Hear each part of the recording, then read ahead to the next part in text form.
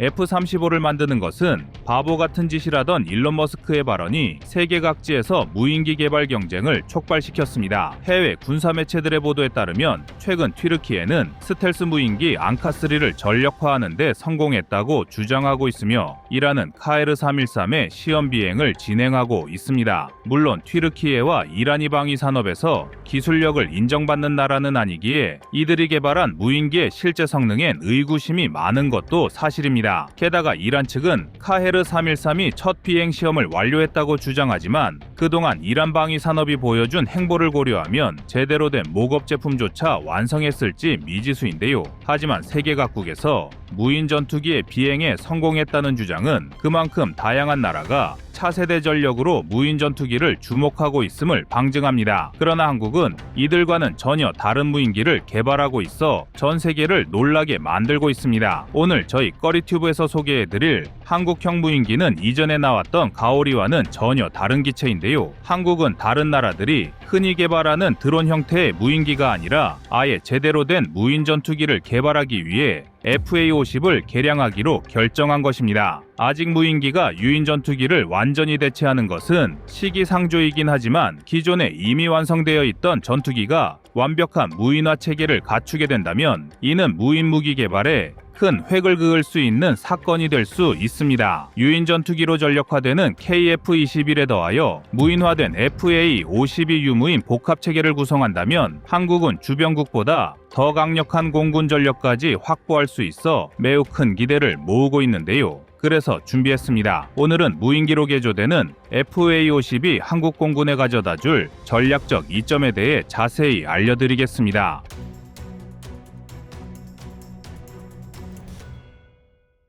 이미 전 세계 경전투기 시장을 장악하고 있는 FA-52호는 2030년대가 되면 조종사가 필요 없는 무인 전투기로 거듭날 것이란 원대한 계획이 발표되었습니다. 한국은 단계적으로 AI 파일럿을 양성함으로써 FA-50을 무인 전투기로 개량할 계획을 추진하고 있으며 이르면 2025년부터 AI를 탑재한 FA-50을 활용하여 공대공 근접전을 실험할 예정입니다. 이후 2026년까지 초기 자율 비행 능력을 구축한 다음 2030년까지 반자율 편대 비행과 반자율 전투 기동 기술을 확보하고 2030년대 초반부터는 완전한 무인화를 구현하는 것이 한국 공군과 카이의 개발 계획인데요. 카이는 우선 핵심 기술 확보에 1,500억 원을 투자할 예정이며 무인 전투 체계에는 막대한 예산이 필요한 만큼 추후 정부 차원에서의 자금 지원도 이루어질 것으로 보입니다. 또한 군 전문가들은 시행착오를 겪더라도 한국 공군이 무인 전투기 전력화 시점을 더욱 앞당겨야 한다고 강조하는 만큼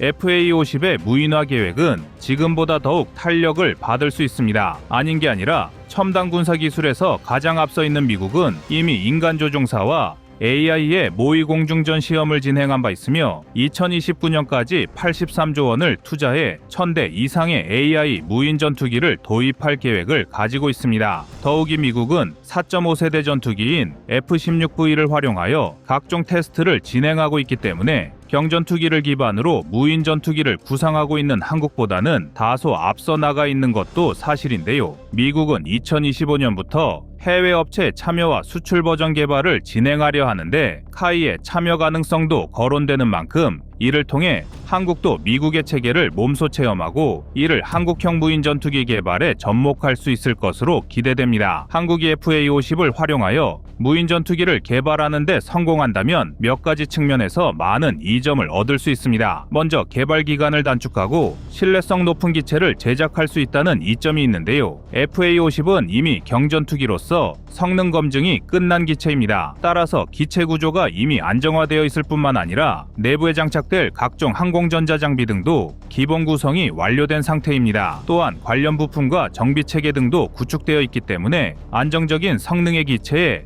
무인화 작업만 하면 된다는 장점을 갖추고 있습니다. 반면 처음부터 무인 전투기를 새롭게 개발하게 된다면 기체의 외형 설계를 비롯하여 각종 장비를 내부에 어떻게 배치할 것인지 모두 구상해야 하며 기체를 제작하여 초도 비행부터 모든 성능 검증 절차를 진행해야 합니다. 이러한 개발 계획은 당연히 시험 과정에서 막대한 예산과 시간이 필요하며 기체 개발에 실패할 확률도 더 높다는 위험 부담을 내포하고 있는데요. 따라서 FA-50을 무인 전투기로 개발한다면 한국은 이러한 위험 부담을 최소화하고 개발 속도를 더욱 높일 수 있습니다. 여기에 더해 FA-50의 무인 전투기 개량은 한국 공군의 전술적 유연성을 한 단계 더 증대시켜줄 전망입니다. 무인 전투기는 인명 손실에 대한 부담이 적기 때문에 방사능 오염 지역이나 생화학 무기, 살포지 같은 극한의 환경에도 작전 투입이 가능합니다. 이는 결국 그동안 유인 전투기가 부득이한 작전 환경으로 인해 작전에 투입되지 못해왔던 공백을 무인 전투기로 해결이 가능해진다는 것을 의미하며 이러한 전술적 유연성은 한국 공군을 넘어 한국군 전체의 임무 성공 확률을 더욱 높여줄 것입니다.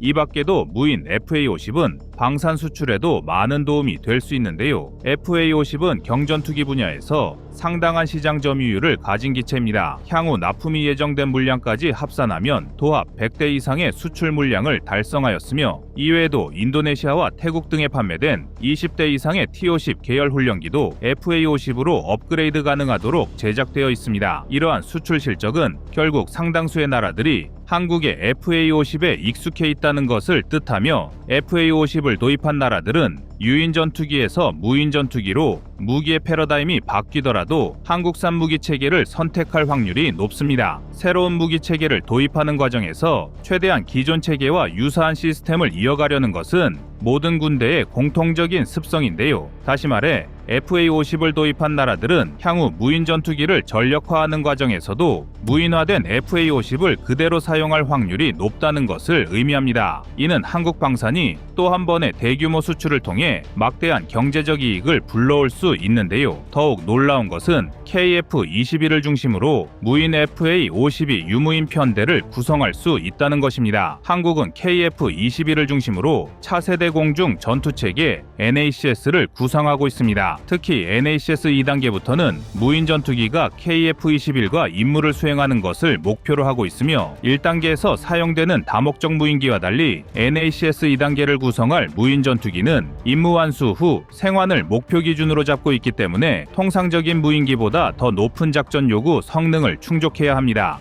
단순히 정찰과 자폭 공격 수준의 임무를 수행하는 무인기라면 유사시 적진에 그대로 자폭할 수 있는 수준의 성능만 유지해도 무방하지만 다양한 전술 임무를 수행하며 KF-21을 보조해야 할 무인 전투기는 당연히 더 높은 성능 기준치를 갖춰야만 하는데요. FA-50은 이러한 유무인 편대를 구축하는 데 있어 매우 적합한 성능을 보여줄 수 있습니다. 이미 경전투기로서 성능 검증이 완료된 기체가 KF-21과 편대를 이룬다면 중국, 러시아 등 한국보다 군사력 순위가 더 높은 주변국을 상대로도 제공권 경쟁이 가능할 것입니다. 현재 중국은 검증되지 않은 미상의 항공기를 6세대 전투기라 주장하고 있으며 러시아는 북한에 대한 전투기 지원을 통해 동북아시아의 제공권을 뒤흔들려 하고 있는데요. 이러한 국제 정세 속에서 한국이 국산 전투기를 활용하여 유무인 편대를 구성하게 된다면 한국의 자주 국방은 더욱 탄탄해질 것입니다. 현재까지 무인 전투기가 완전히 유인 전투기를 대체하는 것은 기술적으로 상당히 많은 어려움이 있지만 무인 전투기가 가진 전술적 장점은 명확합니다. 무인 전투기가 미래 전장의 핵심으로 기대를 모으는 이유를 살펴보면 유인 전투기는 적의 방공망이나 전투기에 의해 격추될 경우 인명피해를 초래할 수 있지만 조종사가 직접 탑승하지 않는 무인 전투기는 적의 공격에 맞더라도 아군 병력의 생명을 희생시키지 않을 수 있다는 확실한 장점을 갖추고 있습니다. 또한 현재 유인 전투기는 조종사의 신체가 버틸 수 있는 구쥐까지 중력 가속도를 버틸 수 있게 설계되지만 무인 전투기는 이러한 제약이 없어 더 많은 중력 가속도를 버티며 고난도 비행을 시도할 수 있습니다. 이 밖에도 조종사의 육체적 피로도에 따라 작전 지속 시간의 한계를 지닌 유인 전투기에 비하면 무인 전투기는 장시간 작전이 가능하다는 전술적 이점을 가지고 있어 많은 군 전문가들의 관심을 얻고 있는데요. 지금 당장 4.5세대나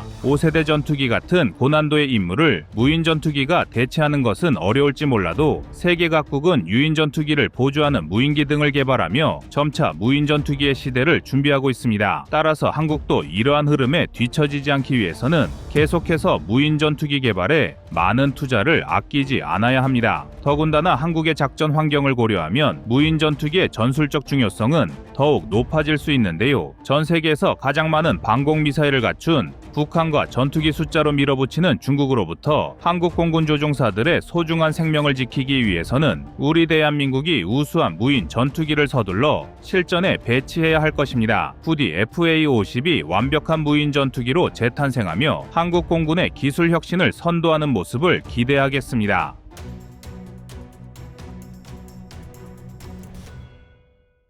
다음은 24년 12월 31일 가오리대 발키리 영상입니다. 먼저 한국의 가오리 무인기부터 살펴보겠습니다. 가오리 형상 설계는 극한의 스텔스성을 추구하기 때문에 블렌디드 윙바디 형태로 날개와 동체가 이어져 한눈에 봐도 레이더 반사 면적을 극단적으로 줄이려는 의도가 엿보입니다. 이 설계는 해수면이나 지형 지물을 배경으로 비행할 때 레이더에서 작은 표적으로 인식되거나 아예 포착되지 않을 수 있다는 분석까지 나오고 있는데요. 그래서 RCS 0.01 제곱미터 이하로 추정하고 있습니다. 때문에 군 관계자는 완성체가 실제로 등장하면 우리도 미국의 스텔스 무인기 RQ-170 센티넬급의 기술을 어느 정도 달성했다 봐도 무방하다라는 평가를 하고 있습니다. 이를 뒷받침하는 기술력도 한국이 독자적으로 확보했는데요. KF-21 보람의 전투기 사업을 통해 한국이 확보한 항전 레이더 램코팅 기술이 상당히 축적되어 있기 때문입니다. 그래서 이 가오리 무인기에선 이 램코팅 기술이 더욱 과감하고 폭넓게 적용될 가능성이 높습니다. 특히 KF-21의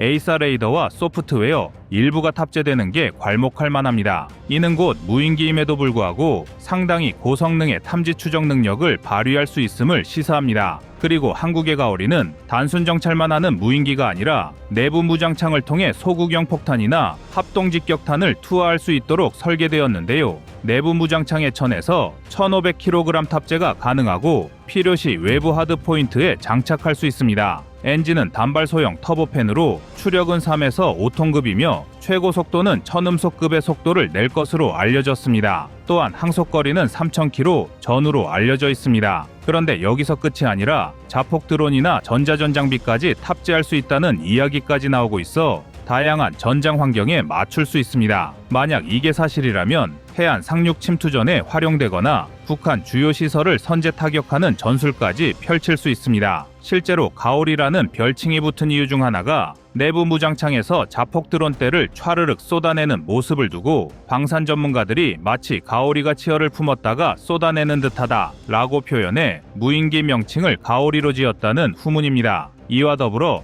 전술적 유연성을 더하는 아주 강력한 기능이 있습니다. 바로 멈티입니다. 가오리 무인기는 KF-21 조종사가 직접 데이터 링크나 AI 시스템을 통해 제어할 수 있도록 설계되어 KF-21과 함께 적 방공망을 교란 타격하는 양동 작전이 가능해집니다. 이렇게 되면 적군 입장에서는 KF-21도 골치 아픈데 그 뒤로 여러 대의 무인기가 몰려온다면 도저히 손쓸 방법이 없을 것이며 공포 시나리오를 맞닥뜨릴 수밖에 없습니다. 반면 미국의 XQ-58A 발키리는 어떨까요? 이 기체는 이미 시제 비행이 여럿 이뤄졌고 미 공군이 공식적으로 데이터를 공개하면서 전 세계의 관심을 집중시켰습니다. 발키리는 우리를 대량으로 만들어 적의 방공망을 초토화시키겠다라는 사실상 무시무시한 의도를 적나라하게 드러내고 있는데요. 미 공군연구소가 추진하는 LCAAT 프로그램의 결과물인 발키리는 연간 100대 이상을 뽑아낼 경우 한 대당 약 200만 달러 이하를 목표로 한다는 엄청난 수치를 내세웠습니다.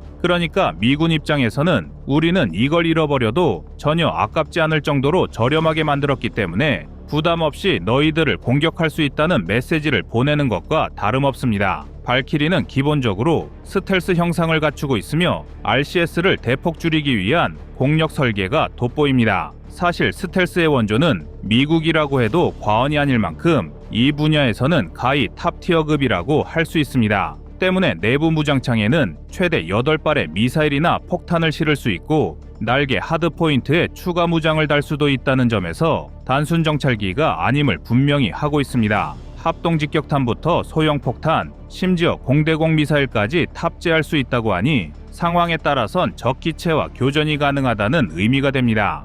발키리는 터보팬 엔진을 탑재했을 경우 최대 항속거리 약 5,600km, 최고 작전고도 14,000m 이상이며 최고 속도마하 0.8 내외로 알려져 있습니다. F-22나 F-35보다 채공 범위가 넓어 적 방공망을 우회하거나 장시간 정찰하는 임무의 안성맞춤이지만 최고 속도가 F-35보다 떨어져서 합동작전이 가능할지는 의문인데요. 하지만 이를 보완하는 장점이 큽니다. 바로 어디서든 출격이 가능하기 때문입니다. 발키리는 활주로가 필요 없고 스탠드 위에서 로켓 부스터로 쏴 올린 뒤 임무가 끝나면 낙하산으로 회수하는 형태입니다. 필요하면 탈착식 바퀴를 달아가니 활주로나 정규 활주로에서도 이륙 가능하다고 하니 운용 유연성 측면에서 가오리 무인기보다도 앞선 모습을 이미 증명해 보였습니다. 그리고 많은 시뮬레이션을 통해 실전성을 입증한 것이 가장 큰 강점입니다. 실제로 발키리는 내부에서 다수의 소형 자폭 드론을 투하해 적 레이더 기지나 통신 시설을 망가뜨리는 실험을 완료했습니다. 이 말인즉 발키리 한 기만으로도 적 핵심 표적의 드론대 공격을 감행할 수 있다는 것인데요. 이렇게 되면 적국 입장에서는 요격하기가 어렵고 막기도 까다로운 대량 드론 공습이 매우 악몽과 같은 존재가 됩니다. 그렇다면 가오리 무인기와 발키리는 어떤 부분이 가장 크게 다르고 어느 쪽이 더 강력하다고 할 수 있을까요? 가오리는 아직 공식 테스트 영상이나 시제기 공개가 전무합니다. 풍동시험, 목업 제작, 일부 비행시험이 이루어졌다는 루머 정도만 있습니다. 반면 발키리는 실제로 여러 차례 비행시험을 성공적으로 마쳤고 미 해병대용 MQ-58B 파생형도 개발 중입니다. 즉, 이미 하늘을 날고 있다는 점에서 발키리가 다소 앞서 있습니다. 가격 경쟁력도 사실 발키리가 한 발 더 나가고 있습니다. 가오리뿐만 아니라 KF-21을 비롯하여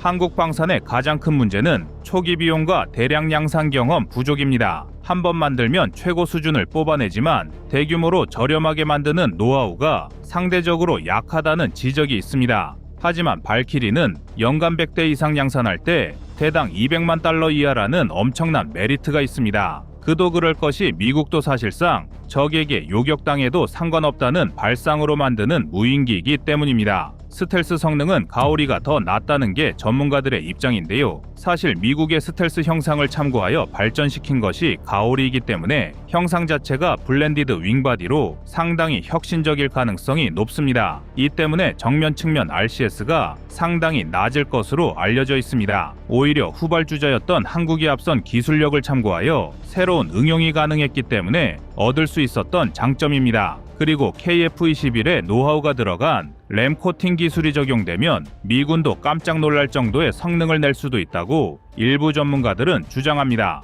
그렇다면 만약 한국이 가오리를 실전에 배치하면 한반도에서 유사 사태 시 어떻게 써먹을 수 있을까요? 먼저 적방공망 제압에 우선 투입됩니다. 한반도 유사 사태 시 유인 전투기가 들어가기엔 너무 위험하다면 가오리 무인기가 먼저 레이더 기지, 방공부대, 통신 노드를 때려 눕힐 수 있습니다. 만약 북한이 격렬하게 반항해 미사일을 발사해도 가오리는 비교적 낮은 비용으로 제작된 소모성 기체이기에 아까워하지 않아도 되며 무엇보다도 귀중한 조종사의 손실이 없습니다. 가오리를 전략적으로도 사용이 가능한데요.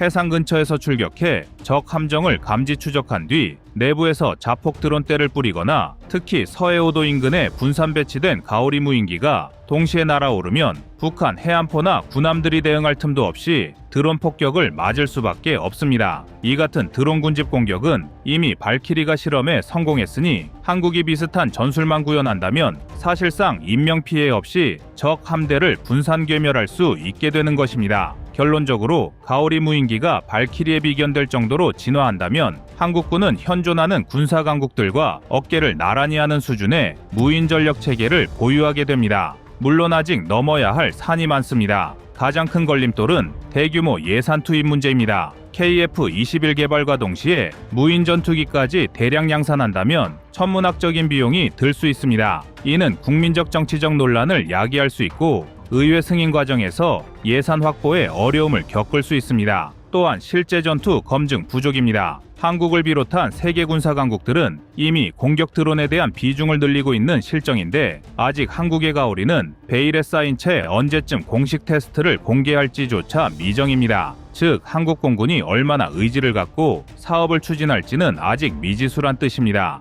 하지만 그럼에도 불구하고 무인기에 대한 수요는 꾸준히 늘어날 전망인데요. 미래전에서 가장 무서운 건 이렇게 소모성이면서도 강력한 무인기들이 한꺼번에 몰려오는 상황일 것입니다. 유인 전투기로는 상상하기 힘든 무모하고도 거친 임무들을 무인기들이 대체하면서 전쟁의 판도가 재편될 가능성이 높습니다. 전 세계가 군집 드론과 스텔스 무인 전투기에 눈독을 들이는 이 시점에 이 기술을 놓고 숨막히는 경쟁을 펼칠 것만은 확실해 보입니다. 앞으로 대한민국의 가오리 무인기가 진짜 실체를 드러낼 때 전 세계가 어떤 반응을 보일지 너무나도 궁금해집니다. 이상 꺼리튜브였습니다.